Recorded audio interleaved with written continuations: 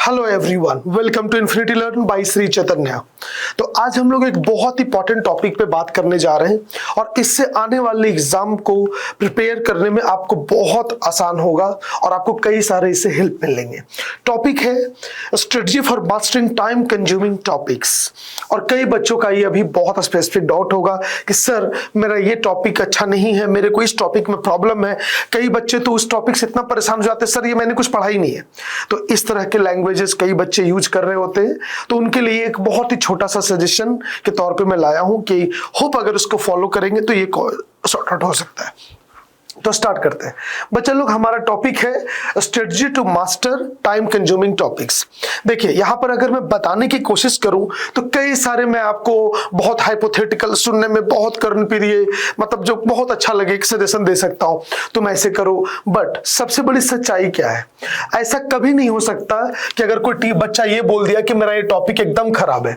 मान के चलते हैं कोई एक से एक टॉपिक है, चलो थर्मोडायनेमिक्स मान लेते हैं, ठीक है। सपोज किसी बच्चे ने कहा कि सर मेरा थर्मो खराब है, वो इतना परेशान हो गया कि कह दिया सर कुछ पढ़ा ही नहीं है, और यही होता है। बट आप समझो, मैं उस बच्चे की बात को एक टीचर होने के नाते ये नहीं समझ सकता कि ये सच्चाई है और उसको मैं सजेशन दे दूं पहले जाओ थ्योरी पढ़ लो, अच्छे से वीडियो देख लो, फिर नहीं, ये गलत बात है। समझिए साइकोलॉजी क्या है बच्चे का। हर बच्चा अपने आप में अच्छा करना चाहता है, आप भी चाहते हो। होता क्या है कि आपने क्लास 11th में पढ़ा होगा इसे, ठीक है। हो सकता है आपने बहुत अच्छा से पढ़ा हो सकता है आपने ज्यादा ध्यान ना दिया हो, दोनों हो सकता है। दूसरा केस, आपने अच्छा से पढ़ा हो, उस पर खूब सारे क्वेश्चन बनाए हो और एक साल तक कुछ किया ही नहीं, तो आप भूल गए उसे। ले देकर इस दोनों की स्थिति एक ही है कि अब आपसे इसके क्वेश्चंस नहीं बन रहे। सच्चाई बस इतनी सी है, क्वेश्चंस इसके नहीं बन रहे हैं। कई बार ऐसे हो जाते हैं बस क्वेश्चंस नहीं बन रहे हैं तो सर अच्छा नहीं है। और बच्चा परेशान कब हो जाता है, जब उसके बेसिक क्वेश्चन में भी गलतियां होना स्टार्ट हो जाए, बेसिक क्वेश्चंस में भी गलतियां होना स्टार्ट हो जाए, तब बच्चा कहने लगता है कि सर मेरा तो समझिए सर 0 है सर। तो ऐसा नहीं कि बच्चा का खराब है, क्वेश्चन के कन्वर्जन ना होने के कारण वो एक परेशानी व्यक्त कर रहा है और यही टीचर का काम है उसको गाइड करना, ठीक है। तो बच्चा, अब क्या मैं सही बोल रहा हूं? अगर आप मेरी बातों से कनेक्ट कर पा रहे हैं तो क्वेश्चंस के आंसर ना कर पाना एक तो हो गया स्टैंडर्ड क्वेश्चन पे।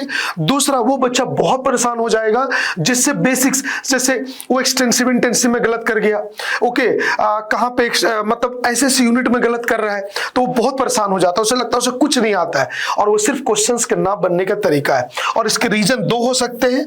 एक क्या है, किसी टॉपिक को आप बहुत लॉन्ग टाइम से रिवीजन नहीं किए हैं, ठीक है, बहुत ही लंबे समय से आपने रिवीजन नहीं किया है, ना ही उसका कोई टेस्ट पेपर दिया है। दूसरा, हो सकता है पहली बार में ही आपने क्लासरूम में पढ़ा हो, बहुत ज्यादा रिवीजन उस वक्त भी क्वेश्चन नहीं बनाए थे। दोनों में कोई भी रीजन हो सकता है, बट फाइनली आपके साथ हो यही रहा है। अब आते हैं इसके पहले प्रैक्टिकल सॉल्यूशन पे।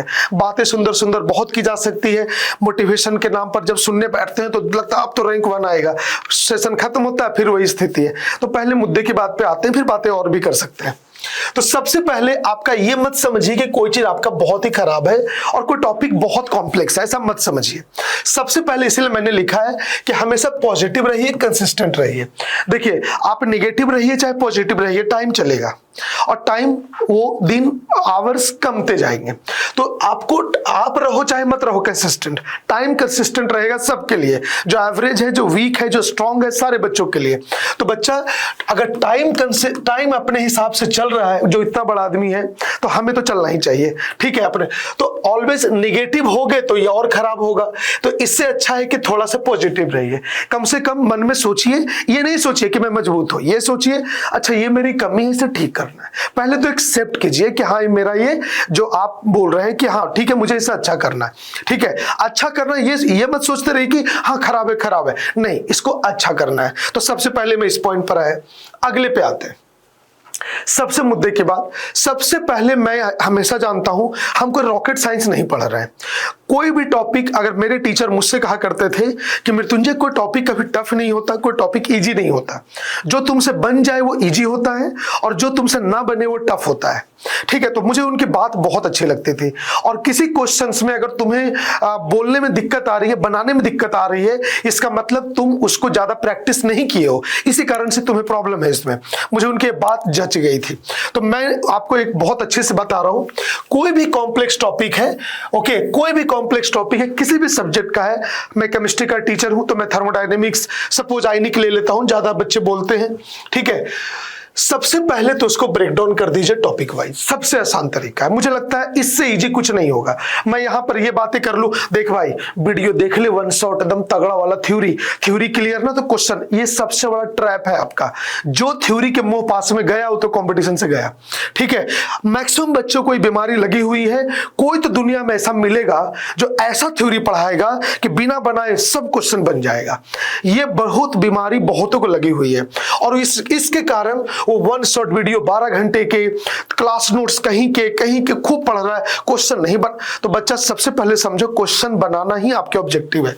तो अगर कोई टॉपिक आपको लगता है कि आपका वीक है, टॉपिक कॉम्प्लेक्स नहीं है भाई, याद रखना आपका एरिया वीक है क्योंकि क्वेश्चन कन्वर्जन नहीं हो रहा है। तो अपने हिसाब से पहले अपना कॉम्प्लेक्स टॉपिक निकालो और सबसे पहले उसको टॉपिक वाइज तोड़ दो, ठीक है।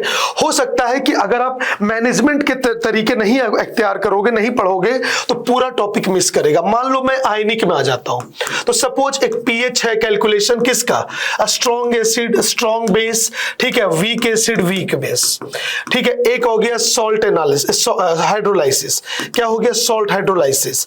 एक हो गया बफर, ठीक है। एक हो गया आपका सॉल्युबिलिटी। चलो, किसी को बहुत डर लग रहा है कि सर कुछ भी नहीं बनता है, टॉपिक वाइज तोड़ दिए। चलो पहले इसको कर लेते हैं, ये दुनिया का बहुत आसान काम है। अब ये किसी का गलत होगा, मैं गारंटी देता हूं 1 hour is more than enough to get expertise in solubility. अगर आप 10th अच्छे नंबर से पास किए हो, आपका बेसिक अलजेब्रा आता है और आपको 2 लीनियर इक्वेशंस टाइप के, मतलब इतना आईक्यू है, तो सॉल्युबिलिटी पढ़ने के लिए 1 घंटे का टाइम बहुत ज्यादा है, ठीक है, अगर प्रोफेशनली आप पढ़ लोगे तो। फिर चलो बफर नहीं समझ में आता, कोई बात नहीं, इसके 2 बफर के फॉर्मूले हम पढ़ लिए, acidic buffer, basic buffer, formula based question पहले कर लिए, तसल्ली, ओके।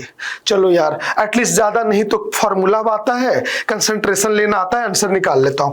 अच्छा चलो, इसके बफर कैपेसिटी का फॉर्मूला और एक न्यूमेरिकल देख लेते हैं। फिर से याद रखना, मैं जो बोल रहा हूं ना, मैं सिर्फ क्वेश्चन बनाने की तरफ जा रहा हूं, वो थ्योरी किसी काम का नहीं है जो सिर्फ आपकी कॉपी में खूबसूरती बना रहा है। क्वेश्चन पढ़ो, थ्योरी पढ़ो, बट क्वेश्चन में कन्वर्जन करना सीखो। तो एटलीस्ट दोनों फॉर्मूले पे बेस्ड क्वेश्चन देखे, इसके चारों फॉर्मूलों को देख लिया स्टेप वाइज। इतना तो कॉन्फिडेंस हुआ, ये अच्छा हो गया। चलो ये बहुत अच्छा नहीं है, बट फॉर्मूला बेस्ड क्वेश्चन बन जाता है मुझसे। मैंने देखा पीवाईक्यू में बहुत सारे ऐसे आते हैं। इसके फॉर्मूला बेस देख लिए, चलो यार बड़ा कॉन्फिडेंस आना स्टार्ट हो गया, अरे पहले तो कुछ भी नहीं था, अब एटलीस्ट बेसिक बन जा रहे हैं, तो एक ये चिंता दूर हो गई। तो जैसे ही आपका बेसिक स्ट्रांग होगा ना, तो आपका खुद ही इच्छा होगा, खुद ही अपने आप आएगा कि चलो इसका अपग्रेडेड मॉडल ये है तो देखते हैं। तो स्लोली अच्छा होगा। रातों रात कोई ये दवाई ऐसी नहीं है बच्चा कि इंजेक्शन लिया ठीक हो गया, ये नहीं हो सकता। और मैं भी क्लेम करूं कि आओ मुझसे पढ़ो, ऐसा बिना प्रैक्टिस के नंबर नहीं आएगा, याद रखिएगा। तो सबसे पहला इसको को ब्रेक डाउन कीजिए और जो सिंपल एरिया है उसको पहले कवर कीजिए, और जो आप सब इंपॉर्टेंट है जेईई मेंस के लिए कोई टॉपिक मत छोड़िए, एटलीस्ट बेसिक्स कर जाइए एटलीस्ट, ठीक है। तो इस तरह से कर सकते हैं हर एक चैप्टर में। थर्मोडायनेमिक्स अगर किसी को इशू लगता है, इलेक्ट्रोकेमिस्ट्री किसी को इशू लगता है, तो इलेक्ट्रोलाइसिस तोड़ दो, एक बार नर्स इक्वेशन तोड़ दो, ब्रेक वाइज आप टॉपिक वाइज तोड़ के उसको पढ़ाना स्टार्ट कर दो, और सिर्फ पढ़ना नहीं, क्वेश्चन बनाना स्टार्ट करो, ओके। और लास्ट मोमेंट है बच्चा, मतलब जो भी एकदम तरीका है ना सब अपनाओ, समझ में आता है समझ जाओ, नहीं तो उस पैटर्न को ही थ्योरी समझ का ऐसा है तो ऐसे बनेगा, एकदम सब कुछ एक कर दो, देखना क्वेश्चन कन्वर्जन आपका बढ़ जाएगा। क्वेश्चन जैसे ही बनने लगेगा आपकी सिटिंग आवर ऑटोमेटिक बढ़ जाएगी। हर बच्चा पढ़ना चाहता है, बस उसे क्वेश्चन कन्वर्जन नहीं होता है तो नहीं पढ़ पाता है, बस यही सच्चाई है। अब आते हैं कुछ नॉर्मल बातों पर जो हम आपको एक सुनने में बहुत अच्छा लगेगा, बट जो मेन बातें थी क्वेश्चन कन्वर्जन करना, वो मैं आपको बता दिया, ठीक है। अब कई बार ये क्या है, master the art of a smart memorisation. मैंने क्यों लिखा, देखो कॉन्सेप्ट 2 ही तरह के होते हैं। बच्चे अपने आप को कॉन्सेप्चुअल क्वेश्चंस में अपने आप को काफी प्राउड फील करते हैं, I love math and physics, very conceptual. इस तरह से बच्चे बातें करते हैं क्योंकि एक फॉर्मूला पढ़ा, फॉर्मूले पे कुछ बन गया। केमिस्ट्री में सडनली एक्सपेरिमेंटल ट्रुथ कुछ आ जाता है। रियल साइंस तो यही है। तो चलिए मैं आपकी भाषा में भी कह देता हूं, जो फैक्ट बेस्ड है। अब आप उस पर रिसर्च करने तो बैठिएगा नहीं, तो जो कॉन्सेप्चुअल है थोड़ा समय लगा के अच्छे सीखिए और उसमें आप अच्छे भी है। जो फैक्ट बेस्ड है ना, रिवीजन बढ़ाओ, कोई उपाय नहीं है।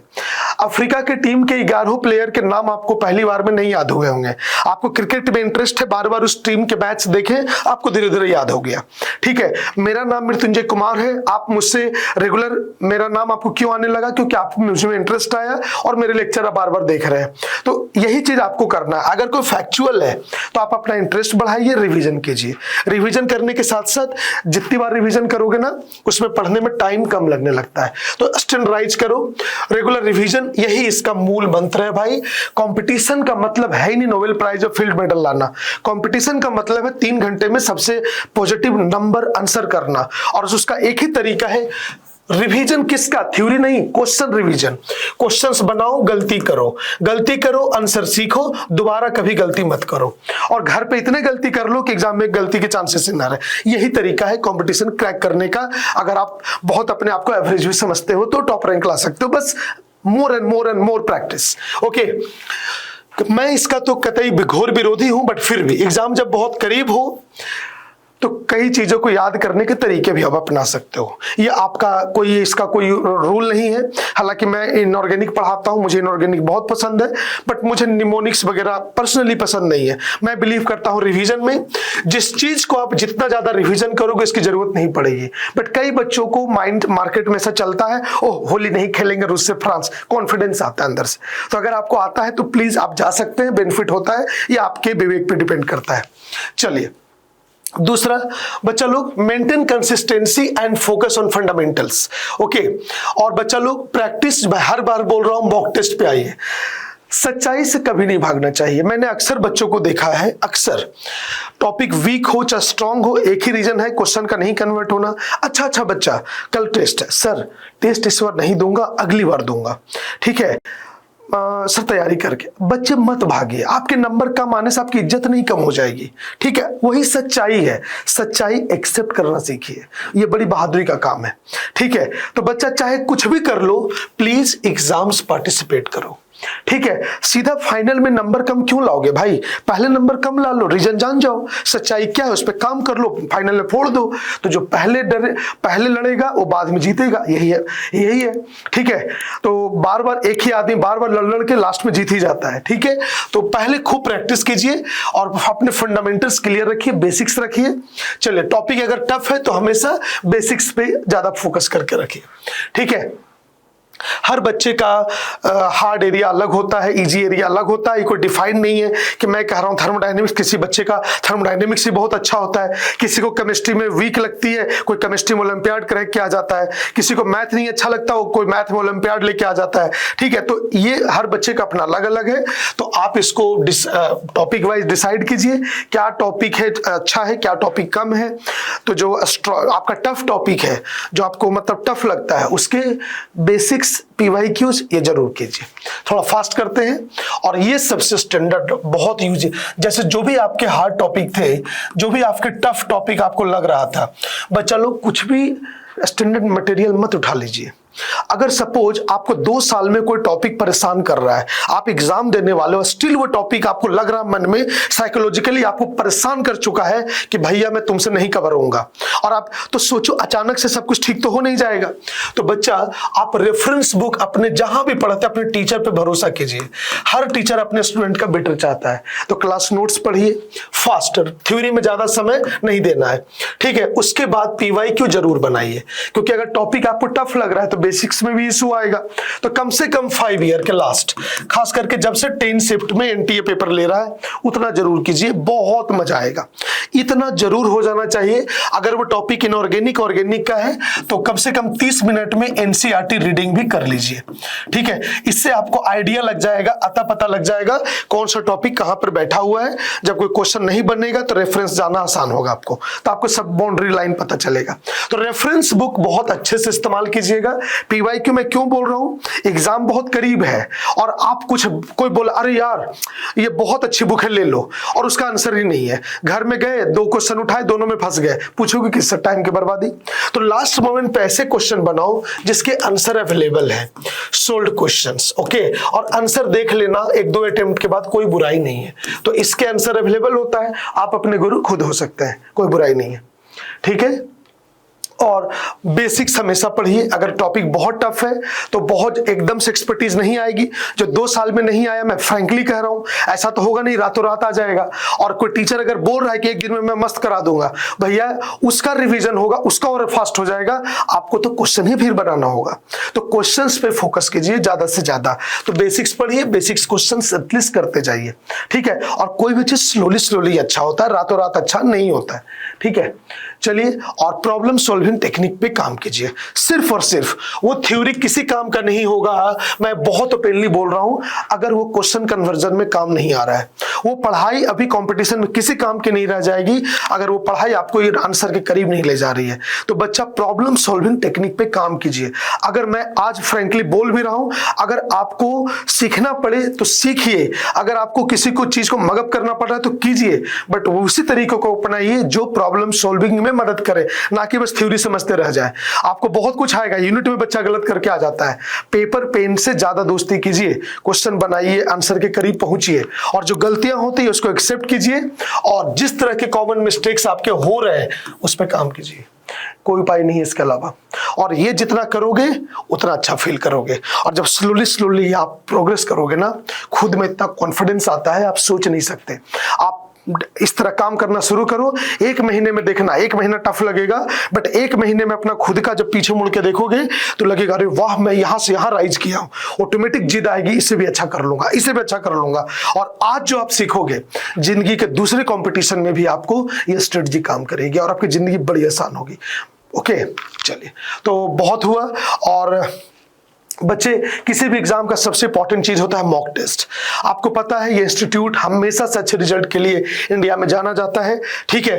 तो इसका टेस्ट सीरीज बहुत ही कमाल का है, ये कूपन कोड इस्तेमाल करके आप इस रेट पे ले सकते हैं, मेंस और एडवांस दोनों के लिए। डिटेल रिपोर्ट भी आएगा और टॉपर के साथ अपने मार्क्स को स्टैंडर्डाइज करने का आपको मौका भी मिलेगा, ठीक है। तो बच्चे, और यहां मैं जो भी पढ़ाता हूं आपको इस टेलीग्राम चैनल पे मिल जाएगा, कई सारे कंटेंट आपको मिल जाएंगे, ठीक है। और हमारे ऐप को डाउनलोड कर लीजिए, यहां भी आपको कई सारे बेनिफिशियल ऐप मिल सकते हैं। तो बच्चे, मिलते हैं अगले वीडियो में, तब तक के लिए थैंक्स। वीडियो को लाइक शेयर करना मत भूलिएगा, और आपको कैसा लगा ये वीडियो कमेंट करके भी जरूर बताइएगा, और आपको कोई प्रॉब्लम हो वो भी कमेंट कीजिएगा। Okay, bye.